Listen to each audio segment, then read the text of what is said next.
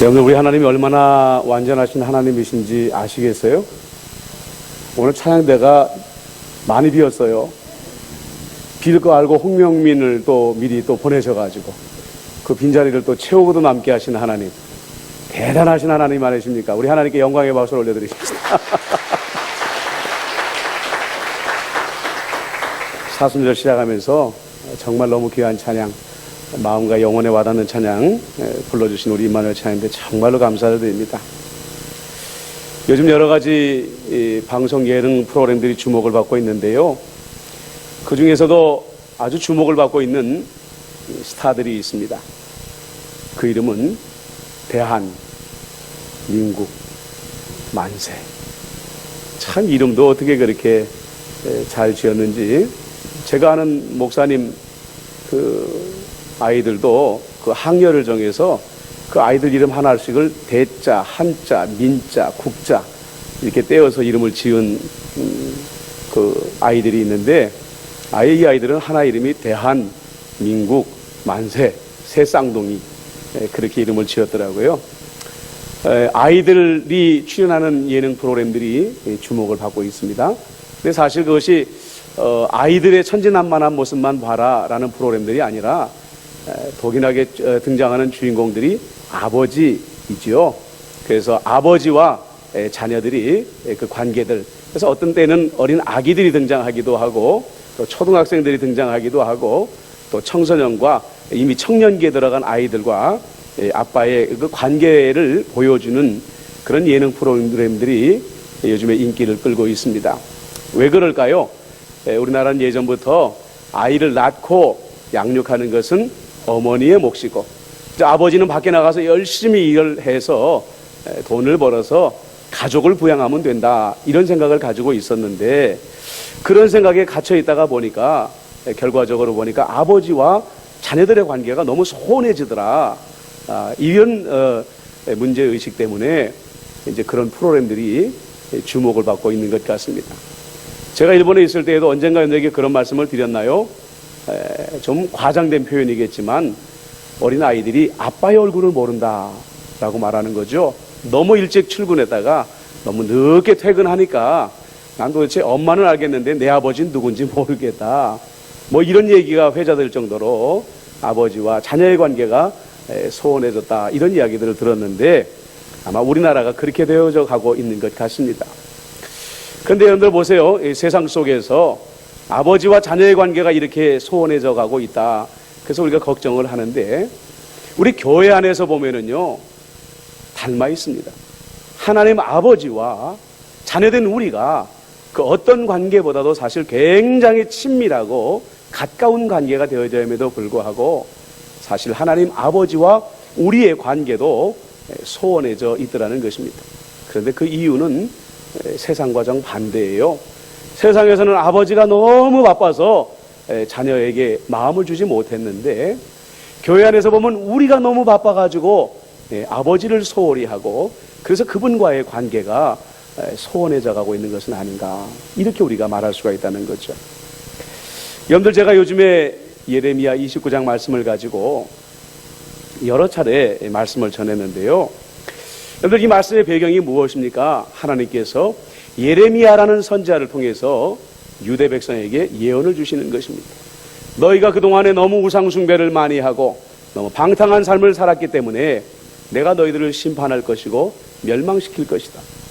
그래서 너희들이 이제까지 가보지도 못하였던 남의 나라 바벨론에 포로로 끌려가게 될 것인데, 너희가 그곳에서 70년을 살게 될 것이고, 그러나 영원히 노예 생활하지 아니하고 70년이 되면 돌아오게 될 것이다.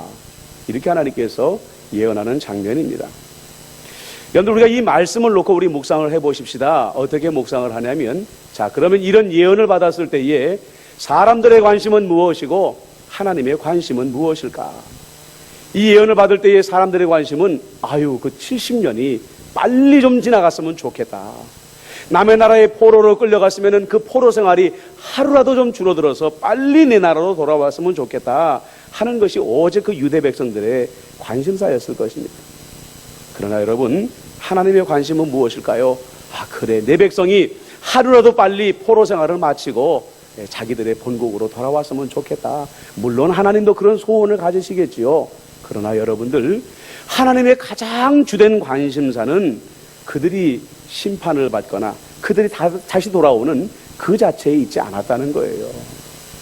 13절에 보면 너희가 온 마음으로 나를 구하면 나를 찾을 것이요 나를 만나리라. 하나님께서 이런 말씀을 하시죠. 여기에 하나님의 가장 주된 관심사가 있는 것입니다. 사람들은 자기가 누리고 있는 환경에 관심을 두고 있지만 하나님의 관심은 온통 그 사람들에게만 가 있더라는 것이죠. 자기의 자녀인 그 백성들에게만 하나님의 관심은 오직 쏟아지고 있다. 이렇게 하나님은 말씀하고 있는 것입니다. 여러분, 우리는 늘 당연하다고 여기던 우리의 환경이 흔들리면 우리의 기도 제목은 그 환경에만 집중되어지게 되어 있습니다. 하나님, 재정이 흔들리고 있습니다. 하나님, 건강이 무너지고 있습니다. 하나님, 진로의 문이 열려지지 않네요. 하나님, 사업이 내 마음대로 내 뜻대로 잘 되지를 않습니다. 우리의 모든 기도의 제목은 환경에만 집중되어져 있는 것입니다. 그런데 여러분들, 우리가 그 기도 제목을 붙들고 우리 주의재단 앞에 나가서 기도하기 전에 우리는 좀 이런 질문을 가져봐야 돼요. 뭐냐? 하나님 앞에 도대체 내가 어떤 존재입니까? 자, 어떤 존재입니까? 하나님은 외아들을 아낌없이 나를 사랑하시기 때문에 내어주실 만큼 나를 사랑하는 분이라고 그랬습니다.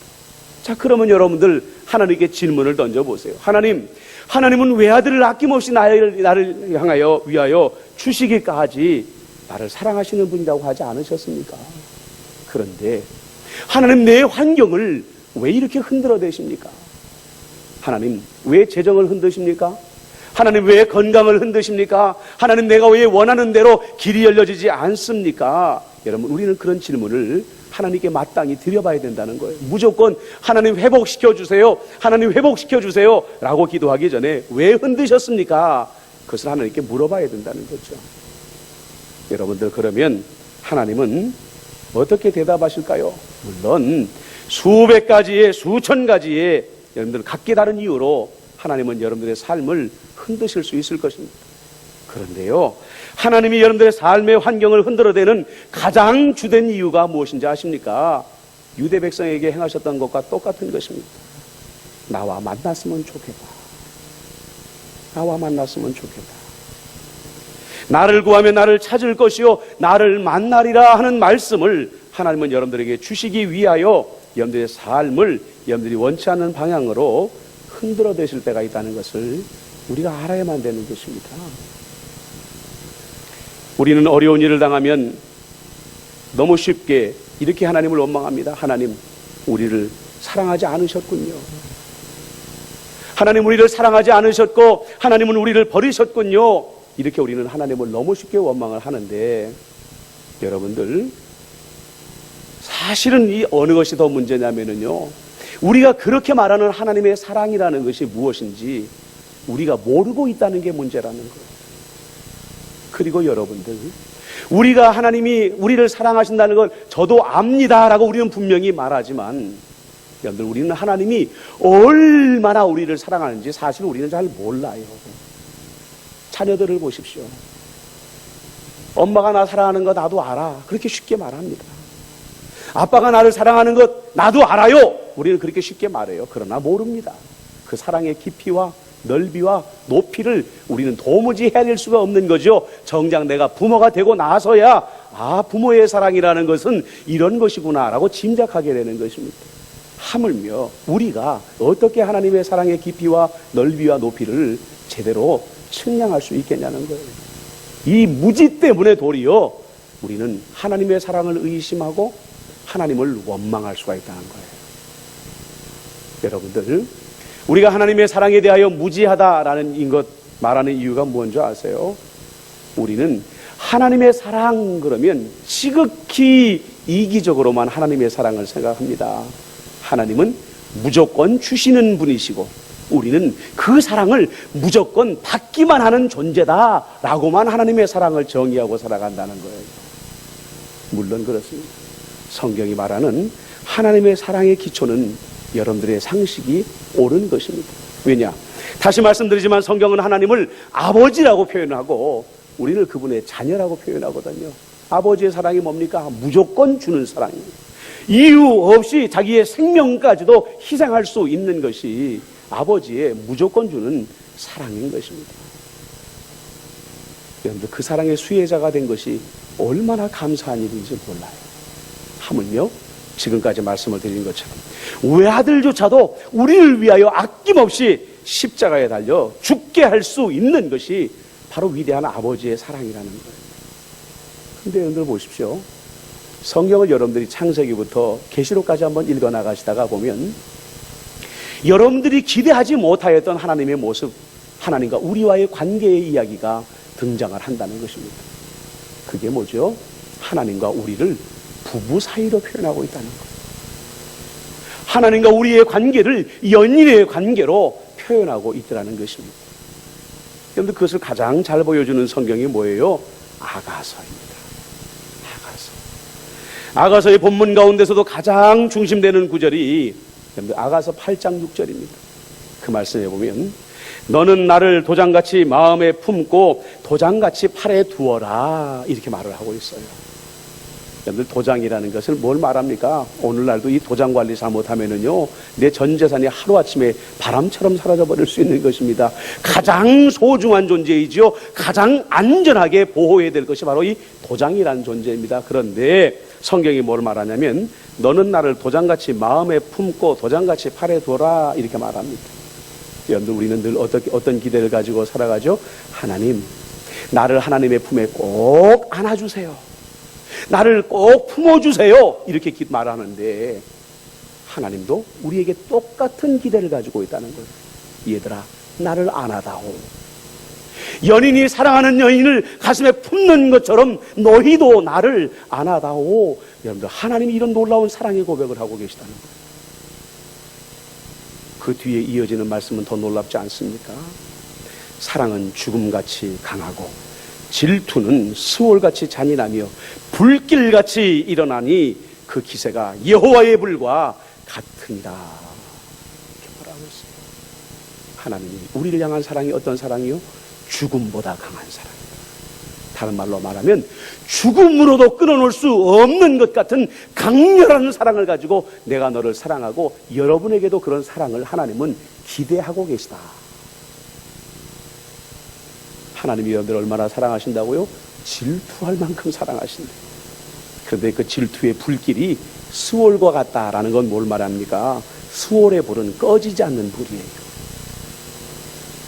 여호와의 불과 같다라는 건 뭘 말하는 겁니까? 온 우주 만물을 다 태워버리고도 남을 정도로 강렬한 불길이 바로 여호와의 불길인데, 그 뜨거운 열정을 가지고 내가 너를 사랑한다. 그리고 이 고백 속엔 무엇이 들어가 있다고요? 너희도 그런 열정과 그런 사랑을 가지고 나를 사랑해다오, 이렇게 말씀하고 있다는 거예요. 여러분들 보십시오. 하나님께서 여러분들을 사랑하시지 않는다고요? 절대 그렇지 않습니다. 여러분들이 상상하는 것보다, 여러분들이 기대하는 것보다 하나님은 여러분들을 너무너무 뜨겁게 사랑하고 계시는데, 여러분들이 그 사랑을 경험하지 못하는 것은 여러분들이 그만큼 하나님을 찾지 아니하고, 여러분들이 그만큼 하나님을 가까이 하지 아니하고, 그런 동일한 열정을 가지고 하나님을 사랑하지 않기 때문에 그 사랑을 경험하지 못하는 것뿐입니다. 여러분들, 예배가 무엇일까요? 우리는 여러 가지 말로 예배를 정의합니다만, 예배라는 것은 결국은 하나님과 성도가 만나는 자리가 아니겠습니까? 다른 말로 말하면 너무나도 사랑의 끈으로 연결되어져 있는, 그래서 여호와의 불길과도 같은 그 뜨거운 열정을 가지고 서로를 사랑해야 될 하나님과 성도가 만나는 자리가 바로 예배의 자리라는 거예요. 좀 속된 말로 말하면 연인들이 만나는 데이트 장소가 바로 예배당이라는 거예요. 제가 어렸을 때 교회 다닐 때 아이들이 그랬어요. 너 교회 다닌다며? 나 교회 다녀. 아이고, 너 연애당 다니는구나. 여러분들도 그런 말씀 들어보셨죠? 연애당 다니는구나. 왜냐하면 그건 좀 교회를 비하하는 이야기죠. 맨날 처녀 총각들이 교회 가서 연애질이나 한다고. 이제 바깥에서 보면 그런 거예요. 맨날 모여서 노래하고 뭐 어디 같이 다니고 막 이러니까 교회는 예배당이 아니고 연애당이라고 그랬단 말이에요. 사실 맞는 거예요. 너무너무 사랑하는 하나님과 성도가 만나서 데이트하는 곳이 바로 교회고, 데이트하는 시간이 바로 예배의 자리라는 거죠. 근데 여러분들 보십시오. 어느 날 어느 장소에서 만나기로 해놓고 사랑하는 상대가 나오지 않는다고 한다면 그 자리에 나와 있는 이는 얼마나 상처를 받으시겠습니까? 하나님의 나오심이라는 것은 이른 비와 늦은 비와 같이 일정하시다라고 말씀하지 않습니다. 하나님은 성도들과 약속한 시간, 성도들과 약속한 장소를 한 번도 어기신 적이 없습니다. 그 예배당이 화려하게 꾸며져 있든지 천막으로 텐트로 만들어 놓은 허술한 예배당이든지 하나님은 그 약속을 어기는 법이 없더라는 거죠. 근데 여러분들 어떻습니까? 우리는 왜 하나님 우리를 사랑하지 않으세요? 왜 하나님 우리를 사랑하지 않으세요? 하면서 그 시간과 장소를 얼마나 쉽게 잊어버리는지 모릅니다. 어떻게 우리가 우리의 입술로 하나님 왜 나를 사랑하지 않으세요? 라고 말할 자격이 어디에 있습니까? 예배의 자리도 지키지 못하면서. 여러분들, 예배라는 것은 그렇습니다. 사람들의 관계 때문에 방해받아서는 안 되는 것입니다. 예배라는 것은 그렇습니다. 나의 환경 때문에 방해를 받아서도 안 되는 것입니다. 나를 너무나도 사랑하시고 수월의 불같은 질투를 가지고 나를 만나시기 원하시는 그 하나님을 만나기 위하여 우리가 반드시 지켜야 될 자리이고 반드시 지켜야 될 시간이라는 것을 우리 그리스도인들이 알아야 된다는 거예요. 여러분, 사탄이 그렇습니다. 하나님과 성도가 사랑하는 것을 가장 시기하는 것이 사탄입니다. 어떻게 하든지 간에 오해와 불신과 그런 것을 가져다 주어서 하나님과 사람들의 관계를 찢어버리려고 하는 것이 사탄의 계략이 아니겠습니까? 그런데 그 사탄이 가장 먼저 공격하는 것이 뭔지 아세요? 예배입니다. 예배입니다. 예배입니다. 예배의 시간을 흔들어 버리는 것입니다. 그래서 하나님을 바람 맞춰버리고 그래서 성도의 마음으로 하여금 하나님의 사랑에 반응하지 못하도록 방해하는 것이 사탄의 첫 번째 전략이라는 것을 우리가 잊어서는 안 된다는 겁니다. 사랑하는 성도 여러분, 우리 예수님은 여러분들 너무너무 사랑하십니다. 여러분들이 상상하지 못할 만큼, 여러분들이 도무지 마음에 담아둘 수도 없을 만큼 여러분들을 사랑하시고요, 예수님은 그 사랑을 여러분들에게도 기대하고 있다는 것을 잊지 마시기를 바랍니다. 사랑은 상호작용할 때에 여러분들 거기에서의 감동이 있는 것이고요, 감격이 있는 것이고요, 은혜가 있는 것을 믿으시기를 바랍니다. 여러분들 하나님과 더 깊은 사랑의 교제 안에 들어가기 원하는 분들에게 꼭 들려주고 싶은 이야기가 있어요. 1분 지혜라는 책이 있는데 안소니 드 멜로라는 분이 쓰신 책이래요. 수도원에서 평생을 하나님 앞에 드리기로 서원한 한 젊은 수도사가 있었습니다. 어느 날 나이가 지긋한 자기 스승에게 찾아와서 이런 질문을 합니다. 스승님, 제가 도대체 어디에서 하나님을 만날 수 있을까요? 벌써 많은 시간 명상도 하고 고행도 하고 수도도 하고 기도도 했지만 내가 너무너무 만나고 싶은 하나님을 저는 지금까지도 만나지 못하고 있습니다. 이렇게 질문을 드린 겁니다. 그 질문을 받은 스승이 잠깐 멈춰댔다가 대답을 하는 거예요. 야, 하나님이 바로 내 옆에 계시지 않니?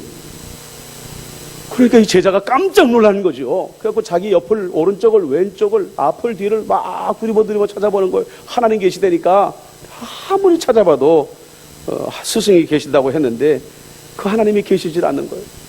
스승에게 다시 물어봅니다. 스승님, 아니 왜 그 하나님이 스승님 눈에는 보이는데 내 눈에는 이게 보이지 않습니까?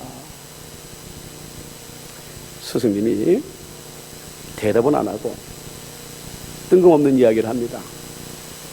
자네는 술 취한 사람이 자기 집을 못 찾아 헤매는 이유를 아는가? 왜 술 취한 사람이 사람을 똑바로 알아보지 못하고 비틀거리는지 아는가? 청년이 대답이 없어요. 그때 그때 스승이 이 젊은 수도자에게 말을 합니다. 내가 하나님을 보기를 원한다면 지금 내가 무엇에 취하여 있는지를 알아내거라. 이 젊은 수도자가 하나님을 만나지 못한 이유는 무언가 다른 것에 취해 있었기 때문이다라는 것이죠. 여러분들, 성경은 술을 정죄하지 않습니다. 오해하지 마세요. 술을 취하는 것을 정죄하고 있어요. 노아가 술 취하지 않았다고 한다면 그의 자녀가 저주받지 않았을 것 아닙니까? 마찬가지입니다. 여러분들, 성경은 돈을 죄악시하지 않습니다. 돈을 정죄하지 않습니다. 돈을 사랑하는 것을 정죄하는 것이죠. 그래서 성경은 돈을 사랑하는 것이 일만하게 뿌리다. 나아가서 탐심은 우상 숭배다. 이렇게 말하는 거예요. 오늘날 많은 그리스도인들이 하나님이 계시나? 나는 왜 하나님을 볼 수 없지? 나는 왜 하나님을 경험하지 못하지? 이렇게 생각들을 합니다. 우리가 무엇인가에 취해 있기 때문인 것입니다. 우리의 눈이 멀어버리고 우리의 눈이 감겨져 있기 때문에 보지 못하는 것뿐이죠. 여러분들, 일본에 정신의학계에서 인정받는 유명한 정신의학자가 있습니다. 나카이 히사오라는 분인데요.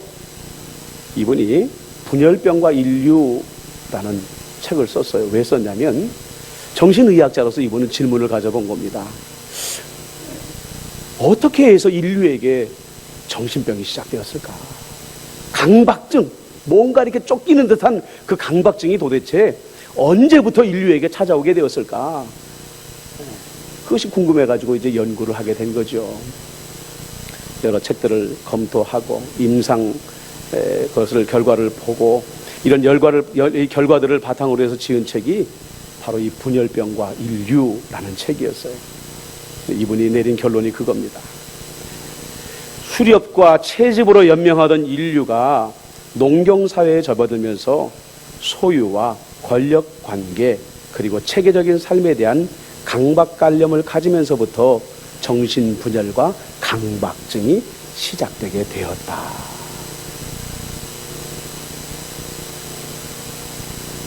채집을 하고 사냥을 할 때에는 그날 거둔 것, 그날 잡은 것 먹고 자족하는 삶입니다. 모아둘 방법이 없어요. 모아둘 수단이 없는 것입니다. 그렇기 때문에 모든 사람들이 다 같이 가난하고 다 같이 춥고 다 같이 배고픈 그런 삶을 살다가 보니까는요, 스트레스를 받을 이유가 없는 거예요. 몸은 고단하고 가난했을지 몰라도 마음은 인류의 역사 가운데 가장 행복했던 시기가 바로 이 수렵과 채취의 사냥의 시기였다는 거죠. 언제부터 정신분열이 찾아오게 되었는가? 정착을 해서 씨를 뿌리고 농사의 열매를 거두는 그런 삶. 그래서 땅을 적게 가진 사람은 적게 거두고 땅을 많이 가진 사람은 많이 거두는 이런 차별이 생기면서부터 사람들은 더 많이 가지고 싶어하고 집착하게 되고 강박증을 가지게 되고, 그래서 그것들이 심해지면은 정신분열까지 이르게 되었다. 그런 결과를 얻게 되었다는 것입니다. 여러분들, 왜 하나님께서 갈대아 우르에서 그 기름진 땅에서 씨앗을 뿌리기만 하면 풍성한 열매를 거둘 수 있는 그 좋은 땅에서 살던 아브라함을 척박한 가나안 땅으로 불러들이셨을까요? 이해가 되십니까? 왜 예수님께서 우리에게 주기도문을 가르쳐 주셨을 때에 오늘 우리에게 일용할 양식을 주시옵고 라는 기도 제목을 왜 가르쳐 주셨을까? 이해가 되십니까? 취하지 말라는 거예요. 너무 취해서 하나님이 보이지 않는 만큼 취하는 그런 삶을 살지 말고, 내가 너희를 사랑하는 만큼 나를 사랑하며 나와 손잡고 같이 살자. 하나님은 여러분들에게 그런 기대를 가지고 부르시고 계신다는 거죠. 11절을 같이 한번 읽어볼까요? 시작. 여호와의 말씀이니라. 너희를 향한 나의 생각을 내가 아나니 평안이요 재앙이 아니니라. 너희에게 미래와 희망을 주는 것이니라. 말이 안 되죠. 우리를 지금 노예로 70년 동안 남의 나라에 팔아버리겠다고 말씀하시는 하나님이 야, 내가 지금 너희들에게 하고자 하는 건 재앙이 아니란다 이렇게 말씀하시는 건 말이 안 되잖아요. 그런데 이해가 되시지 않습니까? 왜 하나님께서 이스라엘 백성들을 포로로 70년을 던져주는가? 너희의 마음이 다른 것에 취해 있기 때문에. 그래서 그 취한 것 가운데 너희들을 깨어내어서 나와 바른 관계를 가지고 너희의 마음 가운데 평안을 누리고 그리고 너희의 미래와 희망을 누리며 살도록 하기 위하여 나는 너희들을 바벨론에 던진다. 하나님께서 그렇게 말씀하고 있는 것입니다. 우리는 잘 알고 있습니다. 하나님보다 더 사랑하는 것이 우상 숭배다. 사랑하는 성도 여러분, 사순절기가 시작되어졌습니다. 제가 제수요일 날도 그런 말씀을 드렸는데 사순절 그러면 무조건 우울하게 지내는 시간들이다. 그렇게 생각하지 말자고 그랬어요. 사순절 동안 우리의 영혼 속에 구석구석에 숨어져 있는 그 찌꺼기와 허물과 죄악들을 거두어내고 건강하여져서 하나님의 복을 다시 누리는 삶으로 회복되어지는 것이 사순절이다. 이런 말씀을 드렸습니다. 여러분, 하나님이 나를 사랑하지 않는다고 원망하시지 말고요. 내가 얼마나 하나님의 사랑에 대해서 무지했는가를 생각하시길 바랍니다. 하나님은 내가 생각하는 것보다 너무너무 나를 사랑하시는데 나는 너무나도 그분을 사랑하지 못하였구나 라는 것을 깨달으시기를 바랍니다. 여러분들이 하나님을 소중히 여긴다고 한다면요, 그만큼 가까이 나가시는 이 사순절기가 되어지시기를 주님의 이름으로 축복합니다. 여러분들의 영혼에 평강이 임하여지게 될 줄로 믿습니다. 답답하였던 여러분들의 미래가 여러분들 밝은 빛으로 채워질 줄로 믿습니다. 여러분들 근심하던 여러분들의 영혼이 희망으로 충만하게 채워질 줄로 믿습니다. 기도하겠습니다. 좋으신 아버지 하나님, 사순절기를 시작합니다. 예수님이 얼마나 우리를 사랑하셨으면 하늘의 영광을 버리시고 인간의 몸을 입으시고 죄인의 형상을 가지시고 이 땅에 우리를 찾아오셨겠습니까? 우리는 그 사랑의 깊이를 알지도 못하면서 하나님이 나를 사랑하지 않는다고 원망하였습니다. 주님, 사랑은 반응할 때에 은혜가 된다는 것을, 그분이 나를 사랑하는 만큼 나도 그분을 사랑하려고 할 때에 그 은혜가 임한다는 이 단순한 진리를 제발 우리가 깨닫게 하여 주시어서 이 사순절기가 은혜가 회복되는 시기가 되게 하여 주시옵시고 복이 회복되어지는 시기가 되게 하여 주시옵시며 평강과 미래와 희망이 회복되어지는 복된 사순절이 되게 하여 주옵소서. 예수님의 이름으로 기도드립니다. 아멘.